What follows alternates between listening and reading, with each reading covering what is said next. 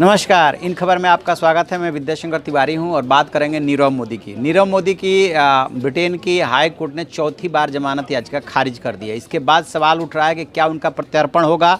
क्या जो भारतीय एजेंसियों ने खबर दी है और जिस तरह से आर्थर रोड जेल में तैयारी चल रही है उसके मुताबिक उनका जल्द प्रत्यर्पण हो सकता है और उन्हें आर्थर रोड जेल में रखा जाएगा। अभी क्या हुआ है कि नीरव मोदी 13,300 करोड़ के धोखाधड़ी के आरोपी हैं। इन्होंने बैंकों से, पंजाब नेशनल बैंक से पैसा लिया और वो जिस तरह से धोखाधड़ी किए उसके बाद से जब भारतीय एजेंसियां पीछे पड़ी, सीबीआई और ईडी ने जांच शुरू की तो वो विदेश भाग गए थे। वो लंदन में रह रहे थे काफ़ी दिनों से, फिर लंदन में देखे गए।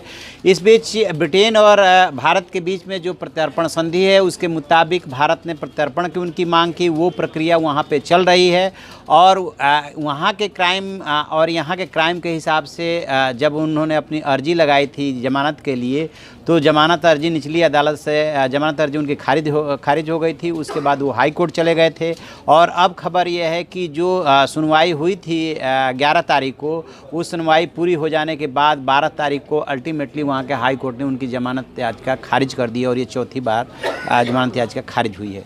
इसके बाद से अब ये सवाल उठ रहा है कि क्या उनका प्रत्यर्पण होगा।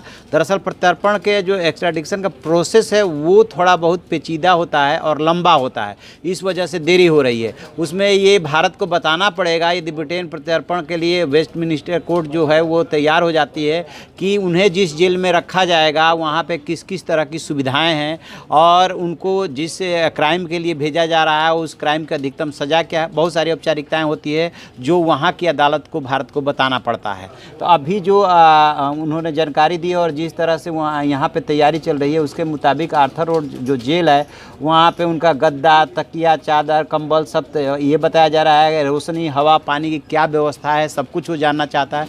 चूँकि ब्रिटेन, अमेरिका जैसे जो पश्चिमी देश हैं वो डेवलप्ड देश हैं और वो कैदी को यदि जेल में रखते हैं तो वो सारी सुविधाएं उनको मुहैया कराते हैं और फिर वो यदि आपके आवेदन पे उनको भेजते हैं तो ये भी जानना चाहते हैं कि आपके यहाँ ये क्या क्या सुविधाएँ हैं भी कि नहीं हैं। क्योंकि आर्थर रोड जेल को लेकर के वहाँ पे ख़राब रिपोर्ट दी गई थी, उसके बाद विशेष तौर पे ये जानकारी मांगी गई थी। तो जो आर्थर रोड जेल में तैयारी की गई है उस तैयारी के हिसाब से यहाँ के रहने वाले कैदी सिर्फ जो बैरक के अंदर ही घूम सकते हैं और ये बताया गया है कि जेल के बाकी हिस्से में जाने की इजाज़त उनको नहीं होगी।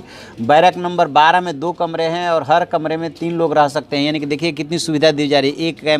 एक कमरे में सिर्फ 3 कैदी और एक कमरे में पहले से ही 3 लोग थे, दूसरे में कमरे में अब एक बात ये भी आ रही है कि चूंकि विजय माल्या का भी एक्स्ट्राडिक्शन होना है, उनका भी प्रत्यर्पण होना है, तो क्या विजय माल्या, नीरव मोदी और मेहुल चोकसी को एक ही कमरे में रखा जा सकता है, यदि नहीं रखा जा सकता है तो क्या वो एक ही जेल में रहेंगे। दोनों का प्रोसेस लगभग बराबर ही चल रहा है, विजय माल्या का और नीरव मोदी का, और ये पूरी उम्मीद है भारत सरकार को कि वहाँ के कोर्ट जो है उनका अल्टीमेटली प्रत्यर्पण करने के लिए तैयार हो जाएगी। तो अब ये देखते हैं कितना जल्दी, क्योंकि एक बात ये भी आई थी कि चुनाव के दौरान इसके लिए काफ़ी जोर लगाया गया था कि इन दोनों का प्रत्यर्पण हो जाए और ऐसा लगा भी कि हो जाएगा, लेकिन वहाँ अदालती प्रक्रिया लंबा खींचने की वजह से ऐसा नहीं हो पाया था। लेकिन अब जबकि चौथी बार उनकी जमानत याचिका खारिज हो गई है तब देखते हैं कि इस प्रत्यर्पण की प्रक्रिया में कितनी तेज़ी आती है और कोर्ट से किस तरह से भारत अपने वकील के माध्यम से अप्रोच करता है ताकि उसका जल्दी से जल्दी प्रत्यर्पण हो सके। वैसे बता दें कि इस पूरे मामले की जांच सीबीआई और ईडी कर रही है और जैसे ही प्रत्यर्पण होकर के आएंगे तो वो अपने प्रक्रिया के हिसाब से जानने की कोशिश करेंगे। तो इस पूरी खबर पे हम नज़र बनाए हुए हैं, जो और अपडेट होगा उसे लेकर के फिर हम हाजिर होंगे। आप देखते रहिए हमारा डिजिटल चैनल इन खबर। इन खबर चैनल को सब्सक्राइब करें और बेल आइकन दबाना ना भूलें।